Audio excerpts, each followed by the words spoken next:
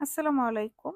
গতকাল আমার বার্থডে ছিল এবং বার্থডের তে মাহমুদ সাধারণত কোনো না কোনো সারপ্রাইজ দেয়। তো এইবার আমি এক্সপেক্ট করতেছিলাম যে এবার এটলিস্ট কিছু দিবে না। তো তানহার আসার কথা ছিল। তো তানহাকে আমি কনফার্ম করি যে ও একাই আসতেছে, অন্য কেউ আর সাথে আসতেছে না। ও আসেও একা। ওকে দেখে আমার খুব ভালো লাগে। তো ইফতারের আগ দিয়ে আমি বলতেছিলাম যে আমরা তিনজনে ইফতার করব, অসুবিধা নেই, আমরা নিচে বসে ইফতার করি, আর তো অফিস ময়লা হবে না। কথাটা বলাও শেষ আর দরজা খুলে দেখি আমার ল্যাবে সবাই চলে আসছে। আলহামদুলিল্লাহ, ওদেরকে দেখে আমার এত ভাল লাগছে, আমি স্বপ্নেও কল্পনা করতে পারি নাই যে ওরা আসবে।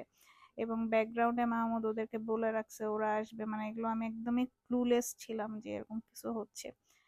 আলহামদুলিল্লাহ, ওদেরকে দেখে আমার খুব ভাল লাগছে, খুবই খুশি হয়েছি। প্রত্যেকটা ছেলেই হচ্ছে খুবই ভালোবাসার, খুবই মানে স্নেহের। এদেরকে দেখলে আমার খুব ভাল লাগে, খুবই ভাল লাগে।